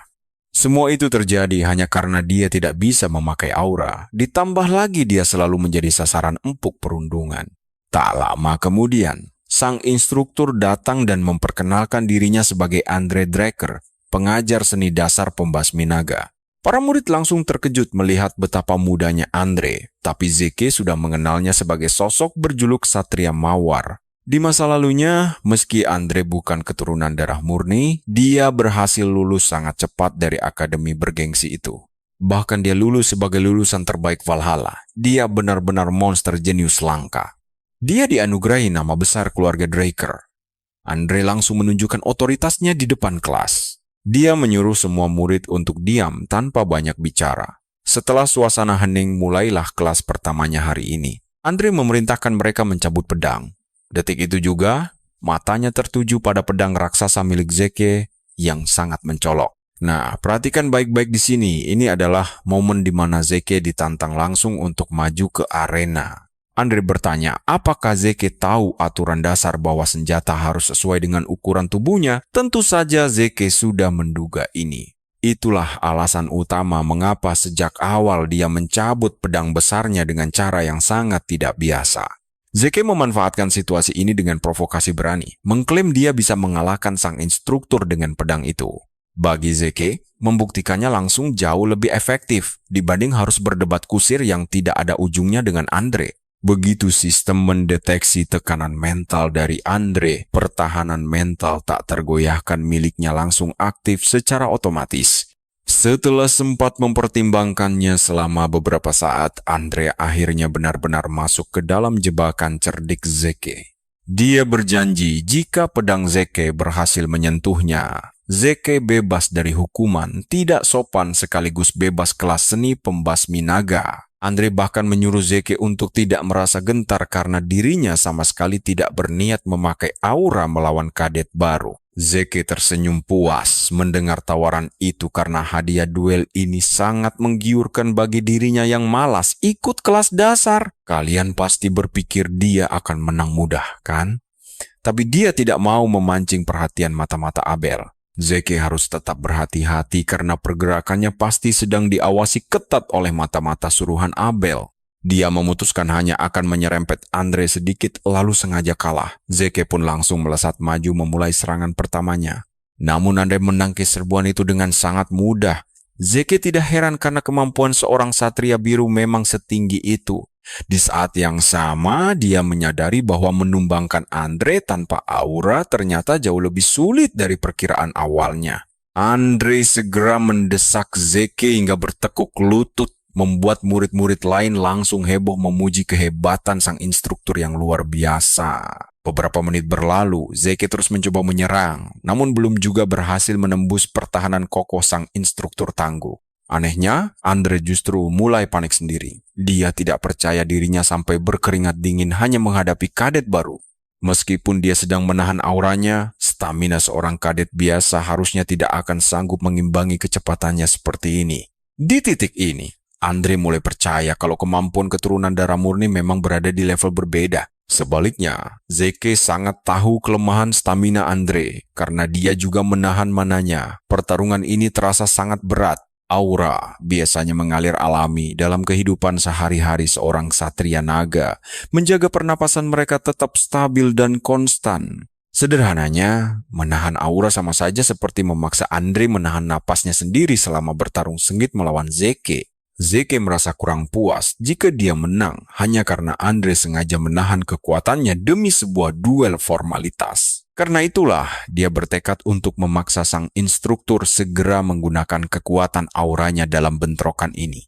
Kita lihat saja nanti, cara cerdik apa yang akan dipakai Zeke untuk memaksa lawannya melepas aura secara tidak sadar. Ayo kita lihat bagaimana Zeke memicu situasi ekstrem ini dengan mengaktifkan keahlian langkah cepatnya. Andre terkejut setengah mati melihatnya karena tidak menyangka seorang kadet menguasai jurus tingkat tinggi seperti itu. Zeke terus bergerak, bagaikan kilat, memaksa Andre bertindak lebih cepat. Setelah beradu pedang sengit selama beberapa menit, Zeke mendapat celah untuk muncul tepat di belakang Andre, lalu langsung mengaktifkan keahlian serangan kritikalnya. Menyadari bahwa dirinya hampir tertebas. Secara refleks, Andre mengaktifkan bab 1 dari seni pembantai naga. Andre menggunakan bait pertamanya, tebasan langit, untuk mementalkan Zeke ke belakang sekaligus menggagalkan serangan mematikan tersebut. Pedang Zeke hancur akibat benturan itu dan seluruh tubuhnya merasakan dampak dahsyat dari serangan Andre. Tanpa buang waktu, kemampuan regenerasinya langsung aktif. Namun Zeke yang sudah mencapai tujuannya memilih pura-pura pingsan agar aktingnya terlihat meyakinkan. Tim medis langsung berlari memeriksa keadaan Zeki, sedangkan Andre menyarungkan pedangnya dan mengumumkan bahwa Zeki bebas dari kelas hari ini. Masih kesal dengan duel barusan, Andre menantang murid lainnya. Apakah ada? Nah, perhatikan baik-baik di sini. Pertarungan barusan benar-benar membuat para kadet lain sadar bahwa mereka tidak punya peluang sama sekali untuk menang. Karena itulah tidak ada satupun dari mereka yang berani maju menantang Andre, hingga sang instruktur menyimpulkan tidak ada yang cukup bernyali untuk mati hari ini. Setelah menyebarkan rasa takut, dia pun langsung memerintahkan mereka segera memulai latihan. Sementara itu di ruang medis, Zeke memuji dirinya sendiri karena telah berhasil menyajikan pertunjukan akting yang luar biasa. Meski gagal menyentuh pakaian Andre, dia sukses memaksanya menggunakan kekuatan aura yang sebelumnya dilarang, sekaligus membuat kemampuannya diakui secara langsung. Pada akhirnya, Andre mendapat teguran keras, sedangkan Zeke memperoleh waktu luang yang sangat berharga. Sungguh situasi yang menguntungkan. Zeke lalu teringat serangan terakhir Andre, jurus paling dasar dari teknik seni pembantai naga yaitu tebasan langit. Namun kekuatannya luar biasa dahsyat karena dilepaskan langsung oleh seorang satria biru. Meski begitu, Zeke yakin masih mampu mengalahkan satria tingkat tersebut berkat stamina melimpah serta kemampuan regenerasi cepat miliknya. Tapi Zeke jelas tidak mau cepat puas dengan hasil biasa saja karena dia mengincar kekuatan tak terbatas agar tidak tunduk pada perintah siapapun.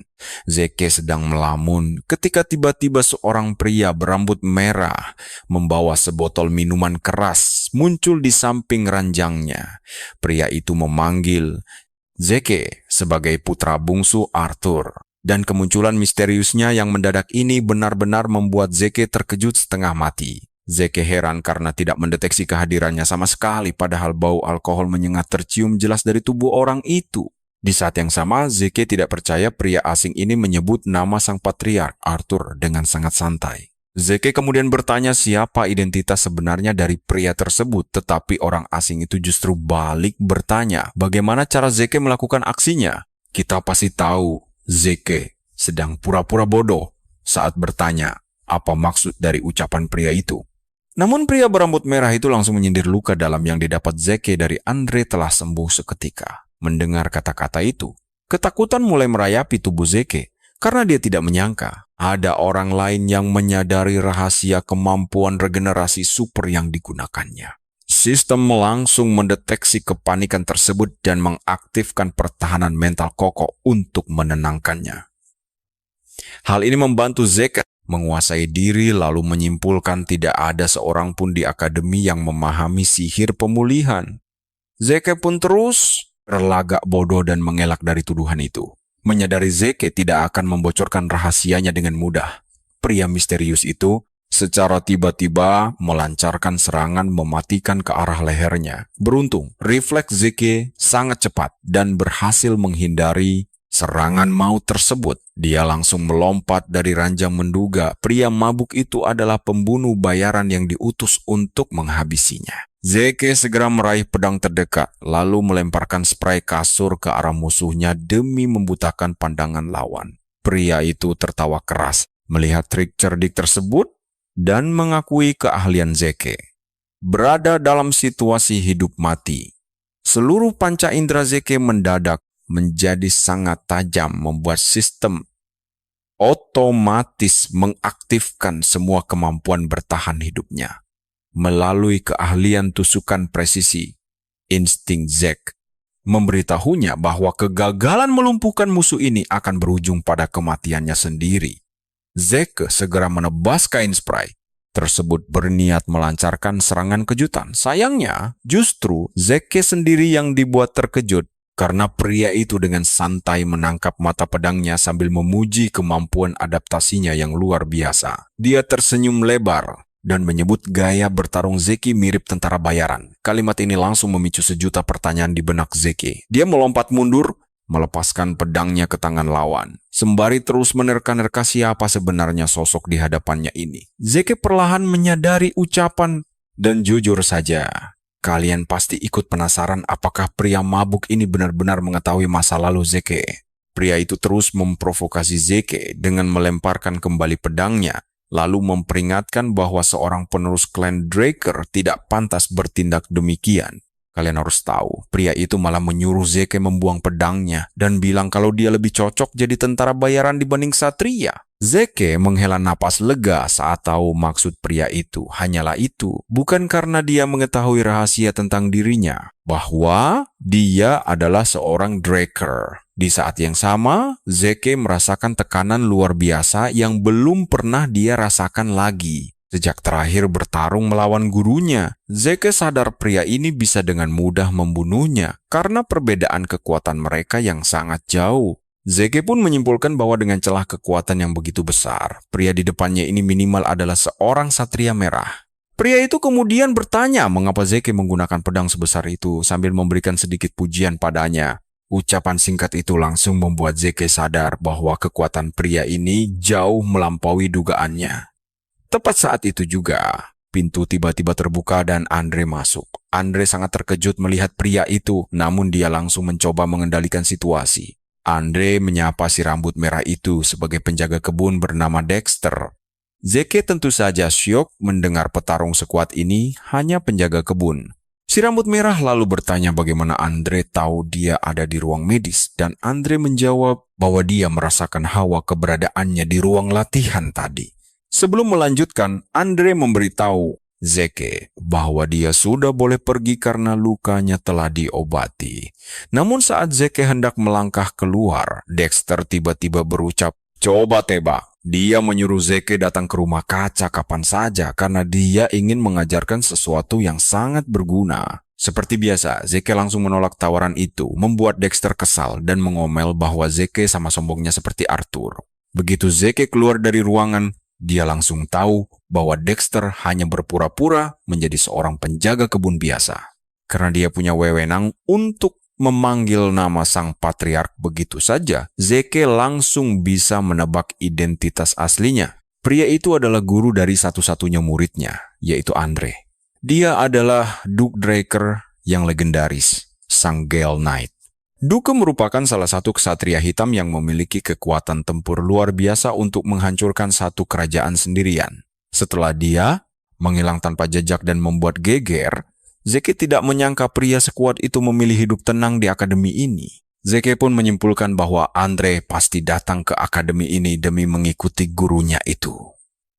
Ditambah lagi, reputasi Duke sangat melegenda hingga dia mendapat gelar ksatria hitam hanya karena dia sangat menyukai warna hitam saja. Jelas sekali bahwa Duke sangat tertarik pada Zeke, tapi Zeke tidak mau begitu saja menerima bimbingan darinya sekarang. Jika dia harus belajar dari Duke, Zeke ingin menguasai jurus rahasianya.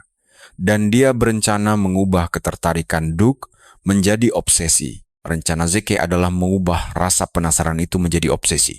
Nah, mari kita lihat saat dia berada di kelas sihir berikutnya. Kelas itu dipimpin oleh profesor teori sihir bernama Venon. Saat Venon sibuk mengajar dengan penuh semangat, seluruh murid justru tertidur pulas kecuali Zeke.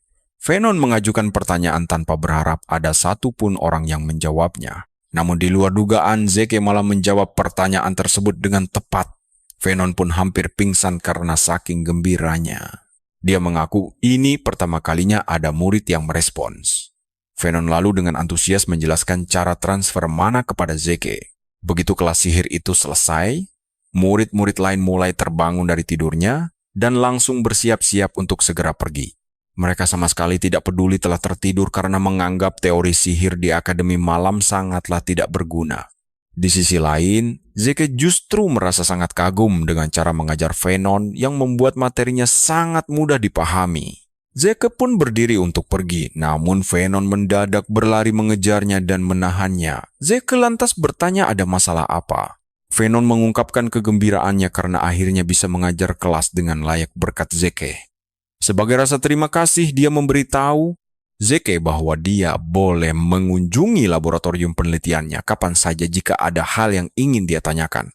Venon kemudian mengungkapkan bahwa dia adalah alumni penerima beasiswa dari Universitas Sihir Delphoa yang sangat terkenal itu.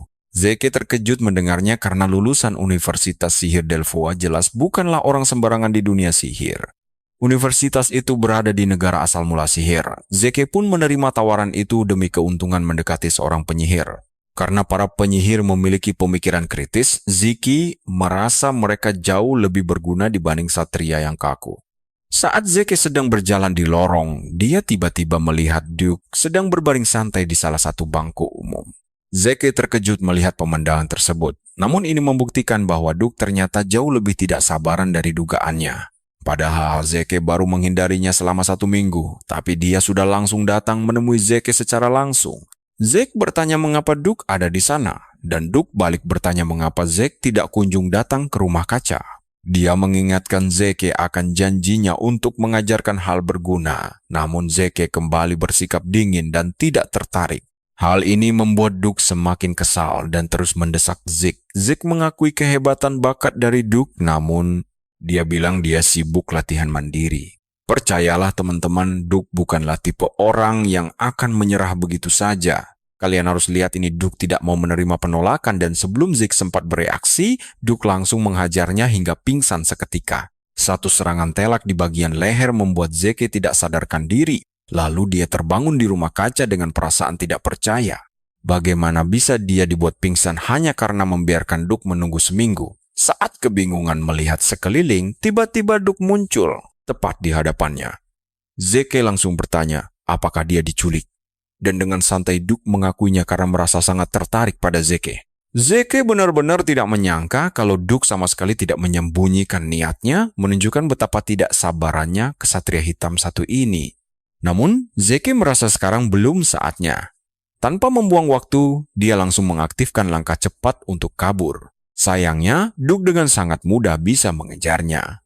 Zeke mencoba kabur sekali lagi, namun hasilnya tetap saja sama saja. Zeke menyadari kalau Duke hanya menganggap ini sebagai lelucon, jadi dia harus mencari cara agar pria itu mau bertarung serius. Zeke pun bertanya apa alasan sebenarnya. Duke tertarik padanya, dan Duke menjawab ingin tahu rahasia luka dalam Zeke yang sembuh seketika. Mendengar itu, barulah Zeke menyadari alasan utama kenapa kesatria kuat ini terus-menerus mengejarnya. Zeke memutuskan untuk memanaskan suasana dengan menantang Duke agar memaksanya menjawab jika memang pria itu benar-benar penasaran. Seketika itu juga, Duke menghilang dari pandangan, membuat Zeke kebingungan mencari tahu kemana perginya pria misterius tersebut. Saat Duke muncul kembali, dia membawa pedang milik Zeke lalu melemparkannya, mengajak bertaruh agar pertarungan ini menjadi jauh lebih menarik. Duke menjanjikan satu permintaan bebas bagi Zeke jika dia berhasil menggores atau menyentuh pakaian tempurnya sedikit saja dalam taruhan ini. Namun, Duke memberi pilihan bebas untuk menyerah, asalkan Zeke menceritakan seluruh rahasia besar yang selama ini disembunyikannya dengan jujur. 3 jam berlalu, Zeke masih terus bergerak lincah tanpa lelah, membuat Duke benar-benar terkejut sekaligus sangat heran melihatnya. Duke mulai menyadari bahwa Zeke tidak hanya memiliki stamina yang luar biasa, tetapi juga kemampuan regenerasi yang tanpa batas. Di sisi lain, Zeke sadar dia bisa mengulur waktu terus, namun mustahil bisa memenangkan taruhan jika hanya menghindar. Satu-satunya jalan adalah menggunakan keahlian naga kuno miliknya, kekuatan dahsyat dari sang naga yang belum pernah dia gunakan sebelumnya. Dia ragu menggunakannya karena efeknya sangat berbahaya, namun musuhnya kali ini adalah seorang kesatria hitam. Melawan petarung sekelas kesatria hitam, Zeke merasa tidak punya pilihan lain selain mengeluarkan kartu as berbahaya tersebut sekarang. Zeke segera mengubah gaya bertarungnya, dan ketika Duke melihat tatapan mata liar yang begitu tajam, dia justru menjadi sangat bersemangat. Zeke melesat secepat kilat menggunakan langkah cepat, namun Duke berhasil menahannya. Meski begitu, Zeke terus menyerang tanpa henti. Dia terus menyerang dengan pola yang sama. Duke mengakui kecepatannya, namun itu masih belum sebanding dengan kehebatan Reina. Walau begitu, Duke sangat kagum dengan kegigihannya. Kini, Zeke memutuskan sudah saatnya melepaskan kekuatan sang naga. Nah, kalian harus perhatikan ini begitu skill diaktifkan. Duke langsung merasakan tekanan energi luar biasa, yang membuatnya sempat ragu. Zeke langsung memanfaatkan celah sempit itu untuk menciptakan kepulan debu yang sangat tebal demi mengaburkan pandangan tajam milik Duke. Namun Duke sama sekali tidak khawatir. karena dia yakin kabut debu ini juga akan menyulitkan Zeke untuk menyerang balik dirinya. Tiba-tiba Zeke sudah berada tepat di belakangnya, mengaktifkan mata naga untuk membidik titik kelemahan fatal musuh secara presisi. Zeke mengayunkan pedangnya sekuat tenaga, namun secara mengejutkan Duke tiba-tiba menghilang begitu saja dari hadapannya. Kalian juga pasti kaget ternyata Duke baru saja mengeluarkan jurus rahasianya. Alasan utama dia dijuluki sang kesatria badai. Sebelum Zeke menyadarinya, Duke sudah muncul kembali dalam jarak sangat dekat, tidak memberikan waktu sedetik pun untuk menghindar. Zeke terlambat merespons saat Duke mendaratkan satu pukulan telak yang luar biasa keras tepat di dada hingga membuatnya terkapar. Sambil menyatakan pertarungan berakhir seri, Duke menghempaskan tubuh Zeke hingga terpental sangat jauh menabrak dinding di ujung ruangan. Seketika sistem memberi peringatan bahwa tingkat kelelahannya telah melampaui batas wajar akibat terlalu memaksakan kemampuan naga purbanya. Sistem memberitahu bahwa kesadarannya akan dimatikan secara paksa demi menjaga keselamatan jiwa sang pengguna dari bahaya. Meskipun Zeke mencoba sekuat tenaga untuk tetap bertahan, dia akhirnya tidak sanggup dan langsung pingsan tak sadarkan diri. Saat membuka mata kembali, dia terkejut mendapati dirinya sudah berbaring dengan nyaman di dalam kamarnya sendiri tanpa terluka. Zeke bertanya-tanya apakah Duke yang membawanya pulang, lalu menghela napas kecewa karena sebenarnya dia sudah hampir menang. Namun wajar saja, lawannya adalah kesatria hitam tangguh. Zeke sadar dia sudah mengerahkan segalanya namun tetap belum cukup kuat. Rencananya adalah membuat Duke lengah dengan mengulang serangan yang sama berulang kali demi menciptakan celah menggunakan kekuatan naga. Zeke bahkan sudah menggunakan mata naga untuk membidik serangannya secara tepat, namun rupanya taktik itu masih belum cukup. Zeke akhirnya menyadari bahwa gerakan kilat yang ditunjukkan Duke di akhir pertempuran tadi pastilah jurus rahasia paling mematikan miliknya. Meskipun dia harus pingsan karena terlalu memaksakan kemampuan naga miliknya saat bertarung sengit melawan Duke, Zeke tetap bersyukur bisa menyaksikannya, dan kisah ini membuat kita semakin penasaran bagaimana Andrew bisa naik ke tingkat selanjutnya. Yuk, kita lihat bagaimana Zeke mendapat posisi Ksatria Merah dengan stamina lemahnya ini. Walau dia belum sempat mempelajari jurus rahasia sang Duke, dia tetap puas karena duel ini sangat sepadan. Zeke berhasil menyaksikan kedahsyatan kekuatan naga secara langsung, dan dia sadar ksatria di bawah tingkat hitam pasti langsung menyerah seketika. Tepat saat itu, sang sistem memberitahu bahwa ada pesan yang belum dibaca. Layar menampilkan pesan yang mengabarkan bahwa keahlian langkah cepat miliknya telah berhasil naik dari peringkat D ke peringkat C. Ditambah lagi, jiwanya dikabarkan telah berkembang pesat berkat tekad kuat yang dia tunjukkan. Berkat perkembangan jiwanya ini, fungsi dari sistem miliknya kini telah diaktifkan sepenuhnya. Sistem kemudian memberitahu bahwa dia sekarang bisa mengaktifkan fungsi berikutnya menggunakan poin karma miliknya. Berbagai pilihan fungsi langsung bermunculan di layar. Ada peta mini, dan ini merupakan sebuah fungsi untuk melihat seluruh fitur medan geografis dalam bentuk peta nyata. Selain itu, ada juga fungsi penyimpanan inventaris yang memungkinkannya menyimpan berbagai barang. Kedua fungsi ini membutuhkan 20 poin untuk dibuka. Namun, ada juga fungsi ketiga bernama buku quest tingkat dasar. Ini berisi tutorial dan misi untuk perkembangan efektif. Sekarang perhatikan baik-baik ya. Zeke cuma punya 40 poin karma saja, jadi dia memutuskan untuk memeriksa fungsi inventaris terlebih dahulu. Begitu Zeke membukanya, sistem memberitahu bahwa dia bisa menyimpan barang pilihan ke dalamnya. Saat ingin mengambil kembali barang yang disimpan, dia cukup membayangkan nama atau bentuk dari barang tersebut untuk mengeluarkannya secara instan. Ditambah lagi, kapasitas ruang yang digunakan di dalam inventaris sangat bergantung pada berat dan ukuran barang tersebut. Tapi, dia punya pilihan untuk memperbesar ukuran inventaris menggunakan poin karma. Zeke langsung memutuskan untuk mencoba kemampuan baru ini, lalu segera menggenggam pedangnya dengan niat untuk menyimpannya. Dia pun membayangkan pedang itu masuk, dan seketika senjata itu lenyap ke dalam ruang penyimpanan.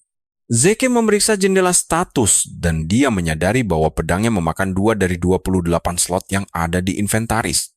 Zeke akhirnya benar-benar mengerti maksud petunjuk yang mengatakan bahwa ruang penyimpanan yang dibutuhkan bergantung sepenuhnya pada berat serta ukurannya. Karena dia hanya perlu membayangkan nama atau bentuknya untuk mengambil barang itu. Zeke pun mencoba hal ini. Tepat ketika dia membayangkannya, pedang itu langsung muncul kembali di tangannya. Zeke sangat gembira karena menyadari bahwa ini jauh lebih baik daripada ruang hampa. Zeke kemudian tersadar bahwa dia masih administrator tingkat rendah dan dia penasaran apa yang akan terjadi saat dia mencapai pangkat yang lebih tinggi nanti. Karena poin sangat sulit didapatkan, Zeke berpikir bahwa membuang-buangnya secara sembarangan adalah tindakan bodoh. Tepat saat itu, Decker mengetuk pintu dan meminta izin untuk masuk ke dalam. Zeke mengizinkannya dan Decker segera memberitahu bahwa ada sebuah pesan penting untuknya. Decker berkata, pengirimnya bilang Zeke pasti akan langsung tahu begitu mendengar nama penjaga kebun bernama Dexter. Zeke tersenyum saat menerima surat itu untuk membaca seluruh isinya. Dia menyadari duel itu bukanlah kegagalan total karena Duke menulis bahwa dia bebas datang kembali kapan saja jika ingin menantangnya lagi. Zeke akhirnya paham apa maksud ucapan Duke yang menyebut duel mereka berakhir seri. Kalian juga ikut senang kan? Zeke akhirnya punya peluang lagi untuk mendapatkan apa yang dia inginkan dari Duke. Decker lalu memberitahu Zeke bahwa dia masih memiliki satu informasi penting lagi. Decker mengungkapkan bahwa kabar ini adalah tentang pandai besi yang pernah dia sebutkan sebelumnya. Decker telah menemukannya dan dengan antusias Zeke bertanya, kapan pertemuan mereka dijadwalkan. Decker kemudian mengungkapkan ada masalah besar karena sang pandai besi menolak keras pertemuan tersebut. Zeke terkejut mendengarnya dan Decker menjelaskan bahwa pandai besi itu mengaku sudah tidak membuat senjata lagi. Setelah penolakan dari pandai besi itu, Zeke memutuskan untuk mendatangi tempatnya langsung. Saat memasuki tokonya, dia teringat akan pedang legendaris yang pernah ditempa Gallion untuknya. Pedang itu bernama Graham, senjata terbaik yang pernah dimiliki Zeke. Pedang hebat itu sangat kuat hingga mampu menggantikan penggunaan aura dengan energi ether. Sekarang setelah Zeke tiba di bengkel pandai besi tersebut, Zeke merasa kecewa melihat sang pandai besi malah terpuruk dalam keadaan mabuk. Gallion pun terkejut saat melihat seorang remaja memasuki bengkel tempatnya, lalu segera mendesak Zeke untuk pergi karena tempat ini bukan untuk anak-anak. Zeke shock melihat Gallion dalam kondisi mengenaskan seperti itu, karena dia tahu Gallion bukanlah orang yang pemarah. Ini menandakan bahwa ada banyak hal buruk terjadi sebelum mereka berdua bertemu. Zeke memutuskan bertindak dengan caranya sendiri, mengambil sember air, lalu menyirami langsung ke tubuh Gallion untuk menyadarkannya dari mabuk berat yang menjijikkan itu.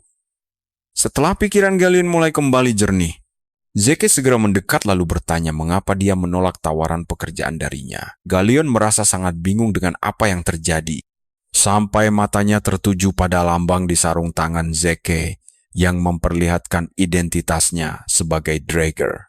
Dan disinilah kita dibuat penasaran. Gallion langsung menunduk minta maaf. Lalu dia mulai mengungkapkan bahwa kalian harus tahu, dia menolak pesanan karena gagal membuat senjata untuk dirinya sendiri. Jadi dia merasa tidak akan bisa memenuhi keinginan pelanggan. Saat itulah Zeke sadar bahwa seorang legenda seperti Gallion pun bisa mengalami depresi hebat. Zeke teringat, saat pertama kali mereka bertemu, Gallion sudah menyandang gelar pandai besi terhebat di benua ini, namun dia tidak pernah bercerita tentang perjalanan hidupnya di masa lalu. Zeke langsung menduga kalau Gallion sengaja menyembunyikannya karena masa lalu itu terlalu memalukan. Namun, Zeke sadar dia tidak punya banyak waktu untuk menunggu Gallion pulih dari rasa frustrasinya secara alami. Tepat setelah itu, Zeke meminta Gallion untuk menunjukkan beberapa karya buatannya yang dianggap gagal.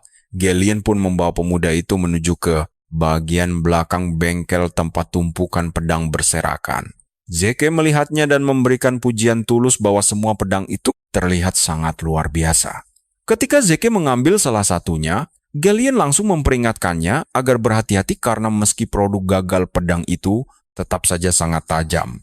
Zeke memeriksa hampir seluruh pedang dan menyadari bahwa senjata yang dianggap cacat ini sebenarnya tidak seburuk itu, bahkan kualitasnya setara dengan karyanya sendiri saat dinobatkan sebagai pandai besi nomor 1 di benua. Tapi tunggu dulu. Mari kita lihat saat Zeke mengaktifkan skill mata naganya untuk memindai pedang itu. Dan saat itulah dia menemukan letak kerusakannya. Zeke langsung bertanya pada Galleon, apakah ada masalah dengan tungku pembakarannya? Pertanyaan yang membuat Galleon terkejut setengah mati. Dia langsung bertanya bagaimana pemuda itu mengetahuinya, tapi Zeke segera memotong pembicaraan dan menuntut jawaban atas pertanyaannya tadi. Zeke menjelaskan bahwa dia tahu Galleon mencampurkan beberapa jenis logam demi menciptakan material yang ringan sekaligus sangat indah, namun mengorbankan daya tahannya. Zeke menegaskan bahwa kelemahan fatal ini terjadi karena sisa zat pengotor masih mengendap meski sudah melewati proses pemanasan ekstrem. Galleon benar-benar dibuat tercengang oleh fakta bahwa pemuda di depannya mampu mengenali teknik peleburannya, bahkan menganalisis cacat utama beserta penyebabnya dengan tepat. Seketika Galleon menyadari bahwa dia baru saja bertemu dengan sosok penyelamat yang tepat. Dia segera membawa Zeke ke ruangan rahasianya untuk menunjukkan sebuah cetak biru misterius. Zeke terpaku melihat desain luar biasa rumit yang harusnya baru selesai bertahun-tahun. Kemudian, yaitu rancangan tungku sihir legendaris. Galleon mengaku tidak perlu menyembunyikan apapun lagi dari Zeke karena pemuda inilah yang telah memberinya harapan baru. Zeke kagum dan meyakinkan sang pandai besi bahwa tungku ini akan menyempurnakan metode peleburannya tanpa hambatan sama sekali. Namun Zeke bingung. Kenapa Galleon belum membuatnya padahal cetak birunya sudah lengkap di tangan? Galleon menjelaskan hambatan terbesarnya, yaitu formula hukum energi mana yang masih harus dibeli dari menara sihir. Dan kalian tahu berapa biayanya? 10.000 koin emas. Mendengar harga gila itu, Zeke hampir pingsan karena biaya bulanan keluarga biasa saja hanya 10 koin. Angka ini 1000 kali lipat dari itu. Zeke akhirnya paham mengapa Galleon membutuhkan waktu 10 tahun penuh hanya untuk mengumpulkan modal pembuatan tungku sihir tersebut. Galleon membenarkan bahwa biayanya memang tidak masuk akal, tapi dia berjanji jika Zeke bersedia membantunya mewujudkan tungku itu, maka sebagai seorang Draker, dia siap menempas senjata apapun yang diinginkan Zeke secara gratis tanpa syarat apapun selama sisa hidupnya di dunia ini. Tawaran emas ini jelas sangat menggiurkan bagi Zeke, namun mustahil baginya untuk membantu, karena meskipun dia keturunan berdarah murni, dia tidak mungkin mendapatkan sokongan dana sebesar 10.000 koin emas. Di sisi lain, dia tidak ingin melepas impiannya mendapatkan Gram, si pedang cahaya. Zeke mulai memutar otak mencari solusi, hingga sebuah ide brilian melintas di kepalanya, bahwa satu-satunya kendala Galleon hanyalah kebocoran energi mana. Zeke langsung menyanggupi bantuan itu dan membawa pergi salinan cetak birunya. Zeke berjanji akan meminta bantuan pada seorang penyihir kenalannya dan segera kembali begitu mendapat kabar baik.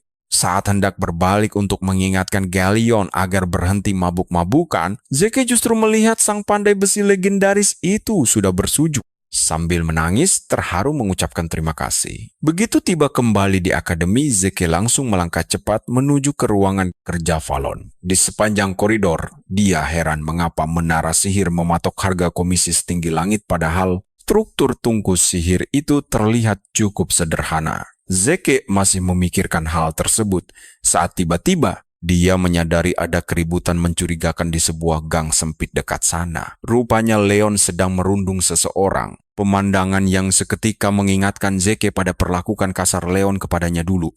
Zeke awalnya berniat mengabaikannya saja sampai dia mendengar Leon mulai mengoceh buruk tentang dirinya. Leon sesumbar bahwa Zeke kemarin bisa mengalahkannya hanya karena faktor keberuntungan semata. Leon terus tertawa sombong sampai akhirnya Zeke tiba-tiba menampakkan diri dengan sorot mata tajam dan memberi Leon beserta anak buahnya waktu 3 detik untuk segera bersujud di tanah. Leon terperangah mendengar ancaman dari Zeke dan langsung tertawa mengejek. menyebut kesombongan Zeke sudah melampaui batas sejak berhasil membangkitkan kekuatan darah murninya. Leon terus mengoceh tak berguna. Namun Zeke segera membungkamnya dengan mengulang perintahnya. Kali ini disertai tekanan aura mengerikan. Tekanan aura Zeke melumpuhkan mereka seketika. Nah, mari kita lihat bagaimana Zeke memberi pelajaran berharga pada perundung ini. Sobat, bersiaplah melihat Leon gemetar di depan Zeke, padahal dulu dia yang berkuasa. Tapi sekarang dia mencoba melawan.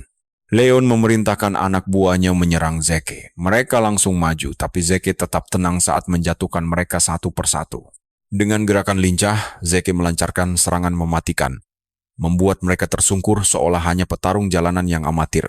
Dalam sekejap saja, seluruh pasukan berhasil ditumbangkan, menyisakan Leon sendirian yang hanya bisa melongo ketakutan menyaksikan pembantaian brutal itu. Rasa takut mulai merayapi seluruh tubuh Leon.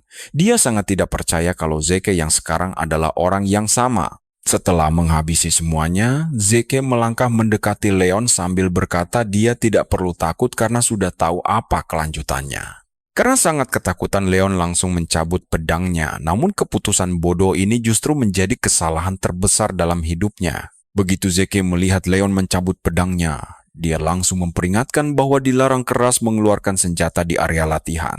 Satu hal yang perlu kita perhatikan di sini Leon adalah orang pertama yang menantang niat membunuh Zeke. Zeke pun akhirnya merasa tidak punya pilihan lain selain ikut mencabut pedangnya sendiri. Zeke perlahan menarik keluar pedangnya sambil berkata bahwa dia hanya membalas demi melindungi harga dirinya. Zeke menegaskan bahwa pertempuran ini hanya akan berakhir jika salah satu dari mereka tewas karena ini tanggung jawab bersama. Zeke menoleh ke arah Liam Stone yang sempat dirundung, lalu menegaskan kalau dia adalah saksi dari semua kejadian. Dengan suara dingin serta aura yang mencekam, Zeke menyuruh Leon untuk segera melanjutkan pertarungan mereka. Leon langsung menyadari bahwa tamat riwayatnya jika nekat melawan Zeke, jadi dia segera menjatuhkan pedangnya. Dia memanggil Zeke menggunakan bahasa paling formal yang dia bisa, memohon dengan sangat agar dibiarkan hidup dan dilepaskan pergi. Sambil berlutut pasrah, Leon mengingatkan bagaimana dulu dia memperlakukannya.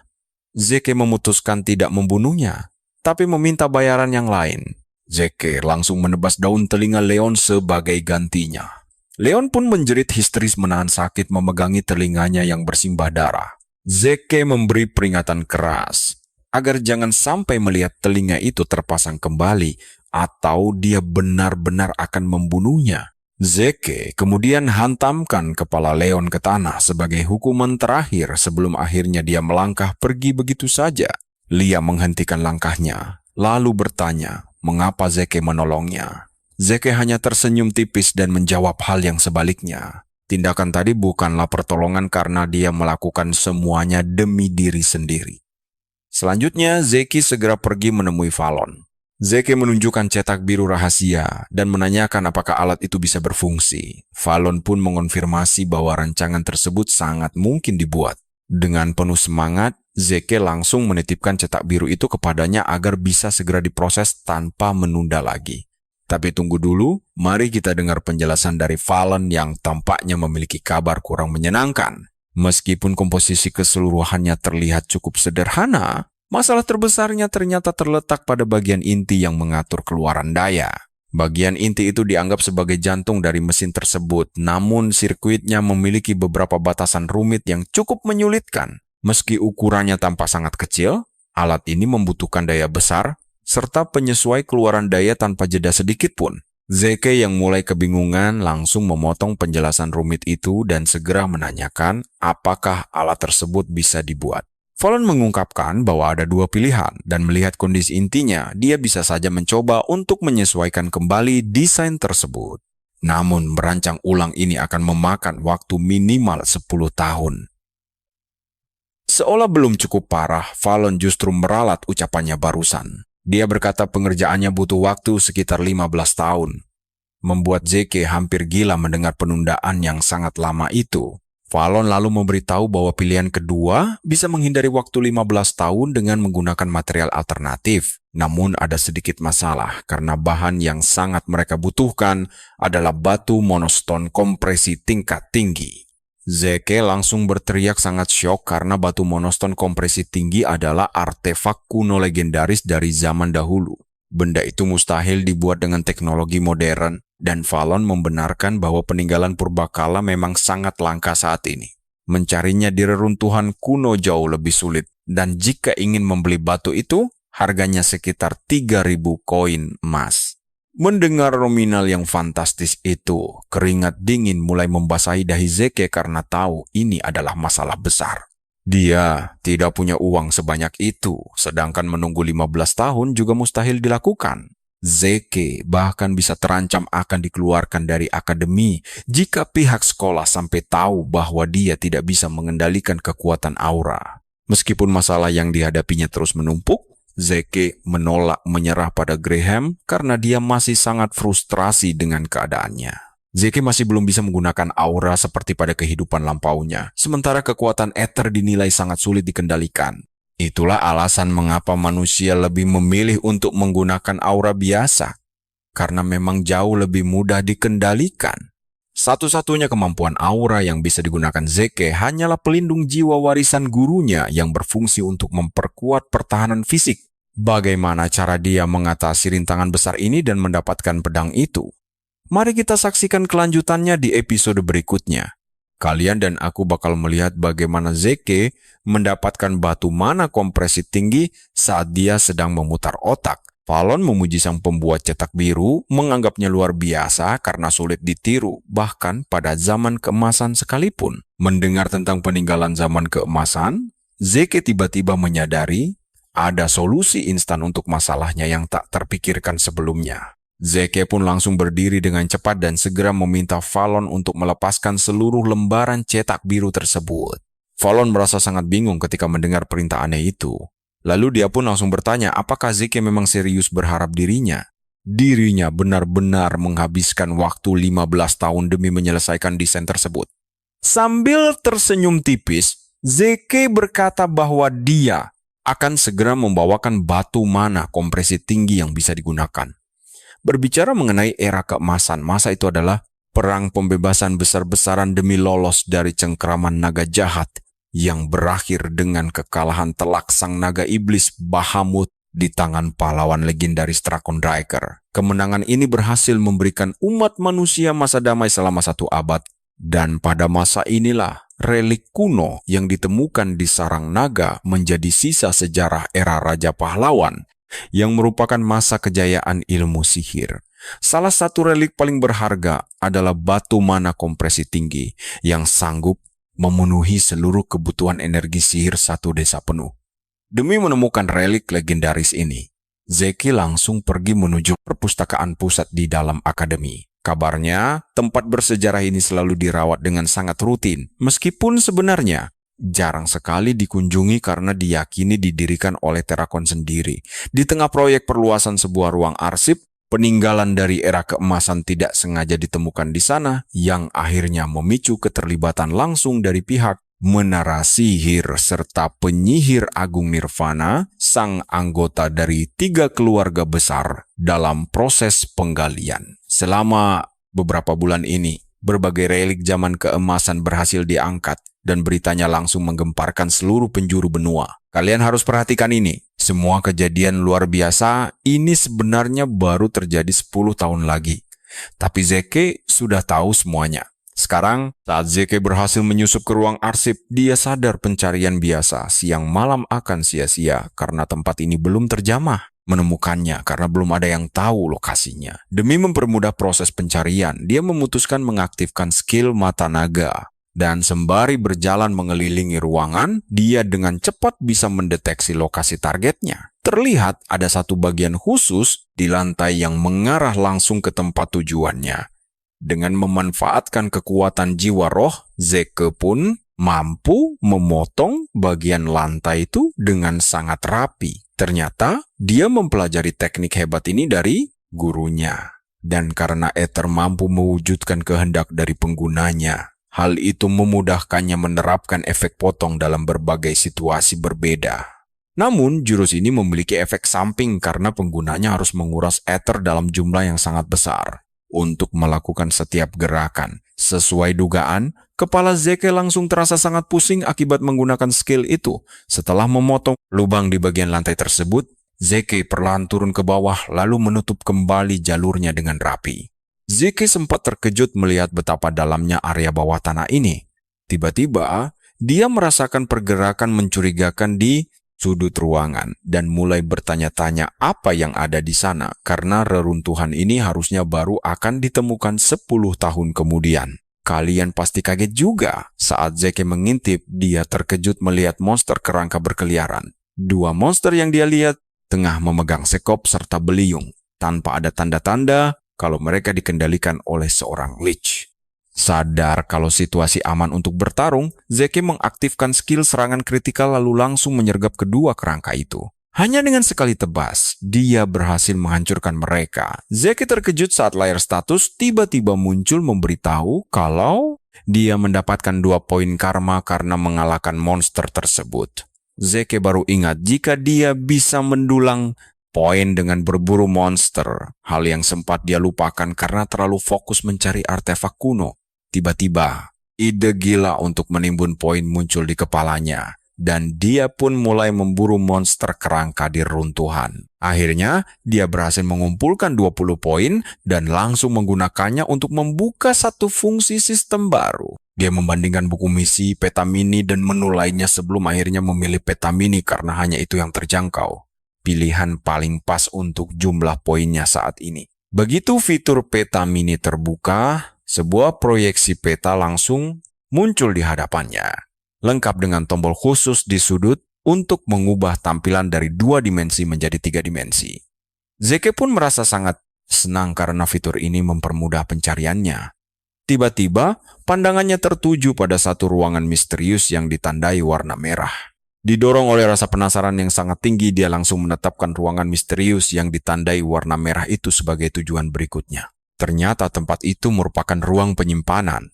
Dan tanpa buang waktu, Zeke memerintahkan sistem untuk menuntunnya ke sana. Sistem pun langsung menunjukkan rute tercepat. Zeke bahkan terperangah melihat detail peta ajaib di depannya yang sangat luar biasa detail.